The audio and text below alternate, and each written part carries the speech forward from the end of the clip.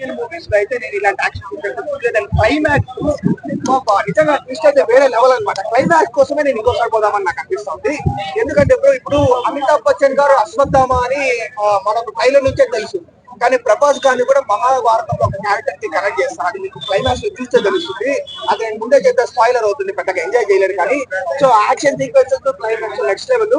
Minus ఏదన్నా అంటే first half లో కొంచెం స్లో పేస్ నరేషన్ ఉంటుంది. బట్ మూవీలో ప్రతి మూవీలో మైనర్ ఫ్లాస్ ఉంటాయి. ఆ మైనర్ ఫ్లాస్ మనం యాక్సెప్ట్ చేసి బయటకు వస్తే మూవీ ఎక్సలెంట్ గా ఉంది. అండ్ ఓవరాల్ గా మంచి మూవీ ఇప్పుడు బాగా మనకు హ్యాపీ అనిపిస్తుంది అనమాట. ప్రభాస్ గారి ఫ్యాన్స్ సాటిస్ఫై అవుతారు, స్టోరీ కావాలనుకున్న వాళ్ళు సాటిస్ఫై అవుతారు. అండ్ ఇది నాట్ ఓన్లీ ప్రభాస్ గారి మూవీ అనమాట, అమితాబ్ బచ్చన్ గారు కూడా ఈక్వల్ స్కోప్ ఇద్దరికి, అమితాబ్ బచ్చన్ అండ్ ప్రభాస్. సో వాళ్ళిద్దరు మూవీ అని మనం చెప్పొచ్చు. అండ్ ముఖ్యంగా బ్రో ఒకటే ఏంటంటే మన చరిత్ర, మహాభారతము అనే మన చరిత్రని కనెక్ట్ చేసి సైన్స్ ఫిక్షన్ ఎలిమెంట్స్ యాడ్ చేసి తీస్తారనమాట. అదైతే మనం డెఫినెట్లీ మెచ్చుకోవాలి. అండ్ క్యామియోస్, చాలా క్యామియోస్ ఉన్నాయి.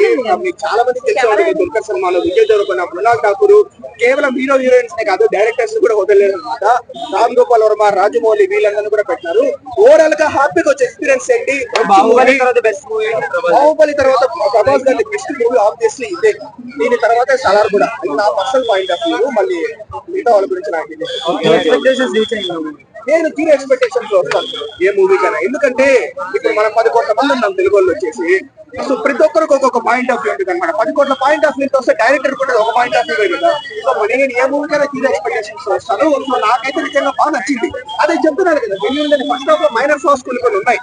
కొంచెం అరే ఈ సీను ఇంకొంచెం బెటర్ గా పెట్టిండొచ్చు కదా, అసలు ఈ సీన్ ఎందుకు, ఇక్కడ ప్రభాస్ గారికి కొంచెం స్కోప్ ఇచ్చినట్టే బాగుండేది కదా, అవి మనకు అనిపిస్తుంది.